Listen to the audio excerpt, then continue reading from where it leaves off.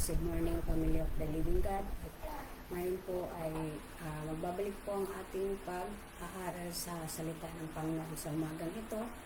At bago po ang lahat, ay nais ko po unang tayo po ay manalangin, dakilang Diyos, makapangyarihan sa lahat. Lord, salamat sa umagang ito na kami po ay magbulay-bulay naman po ng iyong banal na salita. Lord, gamitin mo po ang aming mga bibig, ang aming tainga upang maging kalugod-lugod, Panginoon, ang aming patuloy mo kaming itagok sa iyong likuran, Panginoon, pawang ikaw, Panginoon, ang magsalita po sa ating Jesus. Kaya sa umagang ito, Panginoon, salamat po. Amen. Praise God. Ang pag-aaralan po natin, Family of the Living God, ay tungkol po sa book of mga ngaral o Book of Ecclesiastes sa English po. So, ang sabi dyan, sa 13, ito ang wakas ng bagay, lahat ay narinig, ikaw ay matakot sa Diyos at sundin mo ang kanyang mga utos sapagkat ito ang buong katungkulan ng tao. Ang sinasabi po dito na ipinagbigay din ng ating Panginoon na ang ating tungkulin ay ang tungkulin ng tao ay matakot sa Diyos at tuparin natin ang kanyang mga utos. So sa ating buhay, na kung natatakot tayo sa Panginoon, kung natatakot tayo sa Diyos, ay ginagawa natin ang mabuti. Kung magkaroon tayo ng takot sa Panginoon. Kasi na, ang pagkatakot, sabi nga sa Kawikaan 1:7, ang pagkatakot sa Panginoon ay pasimula ng kalamon. Kaya sa ating buhay na lagi nating asamin na tayo po ay makagawa ng mabuti dahil ito po ang ating katungkulan bilang mamamayan sa mundong ito, na bilang kung tayo daw po ay natatakot sa ating Panginoon ay gagawin natin ang kanyang mga utos, Family of the Living God. Kaya sa ating buhay, kung hindi natin ginawa yung mga bagay na makabuluhan sa mundong ito, ay ibig sabihin po nun, hindi tayo natatakot sa Panginoon nating Diyos. Sabi nga dyan, diba? Sabi sa 14, sapagkat dadali ng Diyos ang bawat gawa sa kahatulan, pati sa bawat kubling bagay, maging ito'y mabuti o maging ito'y masama. Praise God. Sabi nga dyan, ang pagkatakot sa Diyos sa pamagitan ng pagpapaalala sa atin na ang lahat ng mga bagay, ito'y mabuti man ay masama, ay hahatulan tayo ng Diyos pagdating ng araw. Kaya kung tayo ay, dahil tayo binigyan ng kalayaan ng Diyos na pumili sa mga gagawin natin sa mundong ito, ay kung ito ba'y mabuti o masama, ay hahatulan tayo ng Diyos ayon sa ating mga gawa sa mundong ito.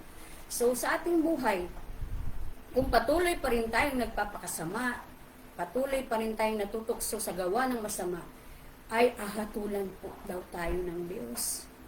Kaya sa ating buhay, alam na natin, pag alam natin ang salita ng Diyos, ay makasunod tayo sa Diyos.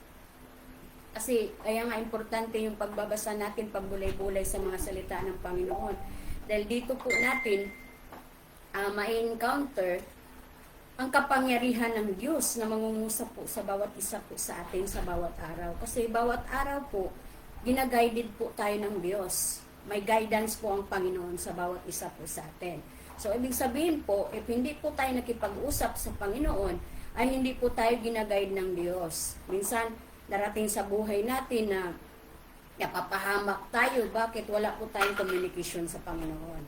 So, sabi nga, na ang pagkatakot sa Panginoon, ang siyang pagsimula ng kaalaman ng isang tao. So, ibig sabihin po, pag natakot talaga tayo sa Diyos, ay parati nating pipiliin ang mabuti. Kasi natatakot tayo eh. Di ba nga minsan sa buhay natin o bilang tao sa mundong ito, di ba may mga bagay tayong kinakatakutan sa mundong ito? Di ba takot na takot ka? So, umiiwas ka, gumagawa ka ng paraan para makaiwas ka. So sa ating buhay, sa Panginoon naman, ay kahit anong iwas natin, hindi po tayo makakaiwas. Dahil ang Panginoon po ay nakatingin po sa bawat dako, o kahit saan ka man, ang Panginoon ay nakatingin sa'yo. Kaya sa ating buhay, masama man o mabuti ang iyong ginagawa, hahatulan tayo ng Diyos. So, hindi na po tayo magtaka kung minsan may dumating sa ating mga maraming pagsubok, dumating sa atin ang mga kabiguan, sa ating mga ninanais. Kasi po, ang ating gusto ng Diyos, na ang pananalig natin sa Kanya ay hindi po mawala. Kaya minsan, isipin mo, kahit anong hiling mo sa Diyos, hindi naman pinagkaloob sa'yo. Parang gano'n yung sabihin mo, Lord, ito yung hinihiling ko sa'yo, ngunit hindi mo binibigay sa akin. Dahil minsan po, sa ating buhay, hindi pinagkaloob po ng Diyos yan. Dahil minsan sa ating buhay, may mga reason po yan. Bawat hiling po natin sa Diyos ay may mga reason po yan. Minsan, hindi binibigay ng Diyos ang bagay na yan dahil alam ng Diyos, mapapahama ka lang. Alam ng Diyos na pag binigay yan sa'yo, ay hindi mo magagamit sa tamang gamit. So, sa ating buhay, if ever na may hiniling tayo sa Panginoon na hindi pa dumating, huwag po tayong mawala ng pag-asa. Kasi ang sabi ng hanggat sumunod tayo sa Diyos, pagkakaloob po ng Diyos yan sa atin. Kasi papatikim ng Diyos yan. Kaya matuto po tayo mag-antay sa mga bagay na yan kasi kailangan po natin yan. Kasi nga, kung mayroon tayong pagmamahal sa Panginoon, ay kaya nating magtiis, kaya nating magsakripisyo para sa bawat makagawa tayo ng mabuti. Kasi hindi naman yung sarili mo yung tinataas mo, ang Panginoon po. Kaya minsan pag nakagawa tayo ng masama, ang Panginoon po ang siyang unang napapahiya sa atin. Kaya sa ating buhay, na parati nating alalahanin na kung gumawa ako ng masama, ang Diyos ang unang napapahiya. Ganun po sa ating buhay. Sabi nga dyan sa Deuteronomy 6 verse 2, na ikaw ay matakot sa Panginoon mong Diyos, na iyong ingatan ang lahat niyang mga palatuntunan at ang kanyang mga utos na aking inuutos sa iyo at sa iyong mga anak at sa mga anak ng iyong anak sa lahat ng araw ng iyong buhay, upang ang iyong mga araw ay lumalawig. Praise God. Sabi nga, di ba? Matakot daw tayo sa Panginoon natin. Na kung ikaw ay natakot sa Panginoon, ay iniingatan mo ang mga palatuntunan niya, yung mga salita niya, yung mga gawang mabuti. Dapat daw ingatan mo yan. Kasi ang paggawaan mo ng mabuti, minsan yan, may palit na distraction mo sa buhay mo. Minsan dinidistract ka ng Satan sa mga bagay na matutukso ka talaga. So, laging ipinaalala sa atin ng Panginoon kung talagang tayo po ay matakot sa Panginoon, ay iingatan natin lahat ng mga palutuntunan ng Panginoon na talagang pawang kabutihan lang po yung ating gawin. Kasi minsan sa buhay natin, Kristiyano man tayo, ngunit minsan darating sa buhay natin na hindi kayang magpigil ng ating sarili. So, pumapasok na po yung gawa ng masama sa ating buhay. Kasi nakagawa ka na ng masama na hindi mo inaasahan. Kasi kaya minsan, ang tao nagsisisi, pero huli na po, nakagawa na po siya ng masama sa kapwa niya. Kaya sa ating buhay, na pag alam natin ang salita ng Diyos, atin po itong nanasain na ito'y maging kalasag natin sa bawat araw na pakikibaka natin sa mundong ito habang hindi pa bumabalik ang Panginoon. May pag-asa pa po tayo. Kaya sabi ng Panginoon, manumbalik tayo sa Diyos. Diba? at sundin natin ang kanyang mga utos. Yun ang gusto ng Panginoon sa bawat isa po sa atin, na hindi lang ako, bawat isa po sa atin, lagi tayong ginagaidid ng Panginoon. Na anak, yung mga ginagawa mo ay hindi na po mabuti. Meron pong ganon sa buhay natin. Minsan minsan sa ating buhay, parang hindi natin pinapakiramdaman na nandun na tayo sa tukso. Kasi minsan, sabi nga, magpakatalino tayo. Minsan, nawawala yung natin, yung pagiging matalino natin sa mga bagay na akala natin nandun pa tayo sa mabuti, ngunit napapahamak na pala ang ating kaluluwa. Kasi nakagawa na tayo ng kasamaan sa kapwa. Diba nga? Kung ano yung ginawa mo, kung ano yung itinanim mo, yun din po ang aanihin mo. Kaya sabi nga, na maging mabuti man o masama ang iyong ginawa, ay hahatulan ka ng Diyos. Ay doon po tayo hahatulan ng Diyos. Okay? At sabi naman sa Deuteronomy 10:12, ang sabi dyan, at ngayon, Israel, ano ang hinihingi sa iyo ng Panginoon mong Diyos, kundi matakot ka sa Panginoon mong Diyos, lumakad ka sa lahat ng kanyang mga daan, at ibigin mo siya, at paglingkuran mo ang Panginoon mong Diyos ng buong puso mo at ng buong kaluluwa mo. Praise God. Yun lang pala ang gusto ng Panginoon, na yung buong puso natin, ibigay natin sa Panginoon. Hindi, wala yung 50-50 na sabihin mo, meron kang ibang,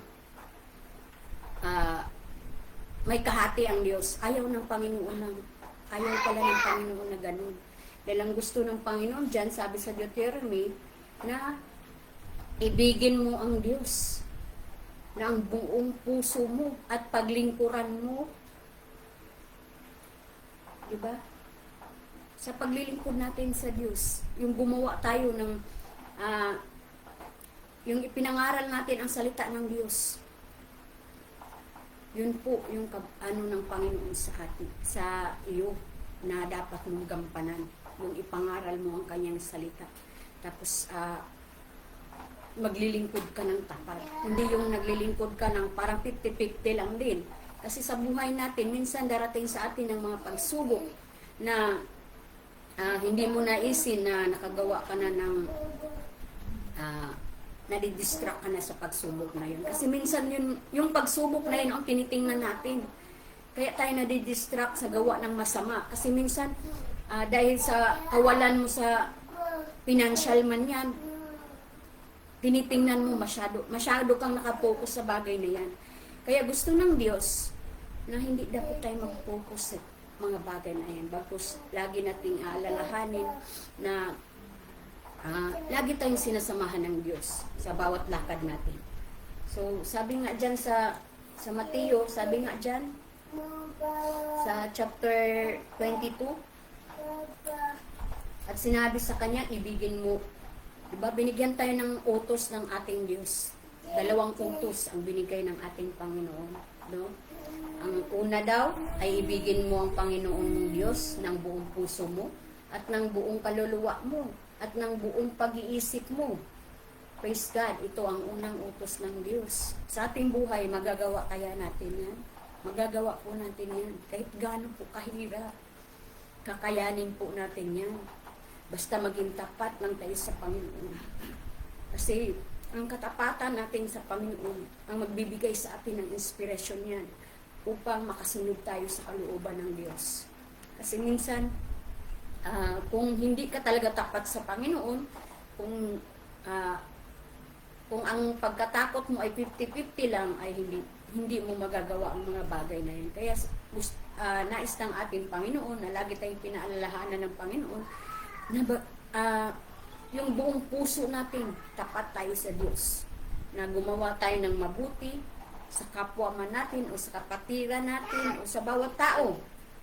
Na kasi sabi nga, mahalin mo ang di ba nga, mahalin natin pagbigyan natin ng pag-ibig yung kapwa natin, na kahit mahirap man siya, Diba? Lagi pa rin natin siyang minahal pa rin natin siya. Hindi yung ah, may pinipili ka dahil mayaman yan, yun lang ang mamahalin mo dapat kasi may pera siya eh. Minsan ganyan ang ano ng tao eh. Kaibigan ka niya pag meron ka pang pakinabang. Pero pagdating na wala ka ng pakinabang ay iiwanan ka na. Hindi daw po ganon. Gusto ng Diyos na meron man yan o wala, ay gusto ng Diyos ay ibigin mo pa rin yan ng buong puso mo. Diba? Ang sabi nung ang yung pangalawang utos niya ay ibigin mo yung iyong kapwa na gaya ng iyong sarili. Kung gaano natin iniibig ang ating sarili, ganun din daw po ang ating dapat gawin sa ating kapwa. O minsan, dahil iniibig natin ang sarili natin, bumibili tayo ng mga bagay na para maluguran ang ating mga sarili. 'Di ba? Bumibili tayo ng pampaganda, bumili tayo ng mga bagong damit. Dahil iniibig natin ang ating sarili para kaaya-aya sa tingin ng tao. Ganon minsan ang buhay natin, no? Sa mundong ito. Ngunit lagi sinasabi ng Panginoon na ibigin natin. Kung gaano natin inibig ang ating sarili, ay ganoon din dapat ang ating pag-ibig sa kapwa natin. Na hindi natin tinitingnan yung panglabas na anyo niya. Diba? Bagkus lagi nating titingnan na ang paggawa natin ng kabutihan sa bawat kapatid mo man yan, kaibigan mo man yan, dapat pantay-pantay po ang pagmamahal mo. Yung hindi po yung ito bibigyan ko muna ng ito na muna ang paglaanan ko ng oras dahil mayaman to. Hindi daw ganun. Dapat ay pantay-pantay po. Maging mahirap man yan, mayaman man yan, ay pantay-pantay po dapat ang ating pakikitungo. Hindi lang po basihan mo yung estado ng buhay niya. Hindi po ganun. Kaya sa ating buhay, kung may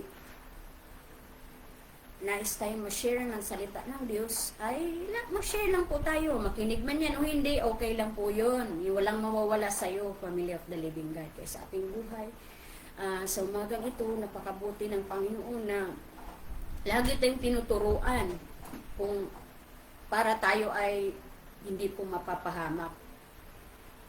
Para tayo ay maging matatag, malakas sa ating pananalig sa Diyos. Dahil minsan sa ating buhay, dumarating na tayo po ay nangihina sa ating physical, sa ating spiritual. Minsan darating po sa buhay natin yan. Hindi po natin hawak ang bawat araw ng buhay natin. Ang Diyos lang po ang nakakabatid niyan. Kaya ngayon kung meron kang naranasan na pagsubok sa buhay mo, magpasalamat ka pa rin sa Panginoon. Lord, salamat sa mga pagsubok na ito.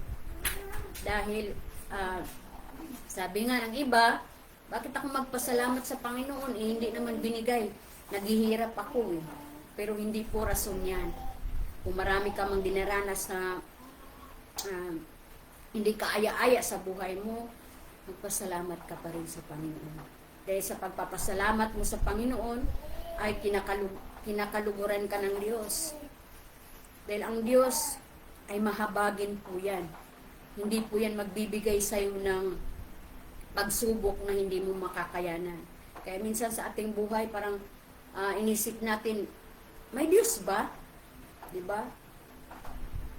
Bakit ganito ang nangyari sa buhay ko? May Diyos po.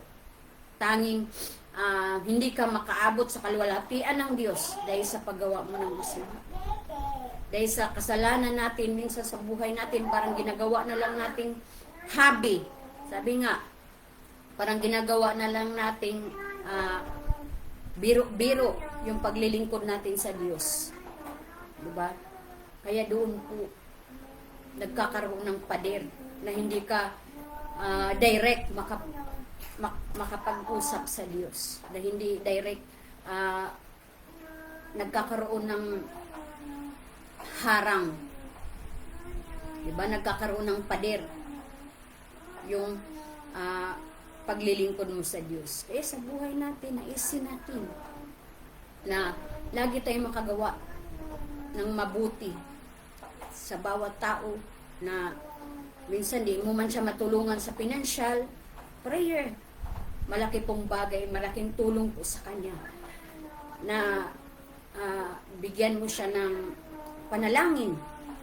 Kasi sa buhay natin, kung ang nangihina ay lalo mong pinapahina, ay paano yan lalakas?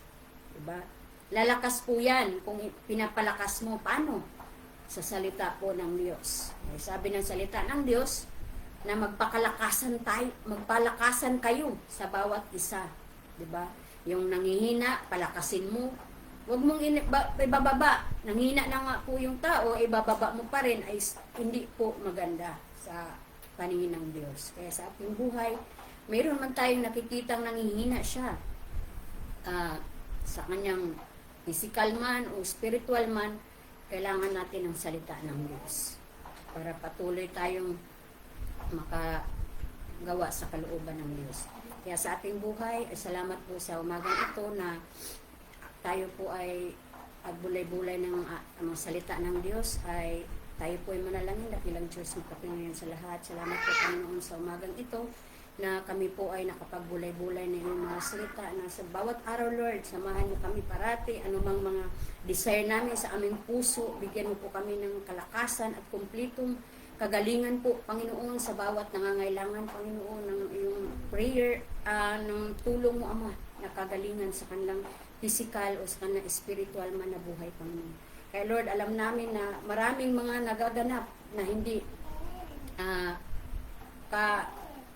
maganda sa bawat tao, Panginoon.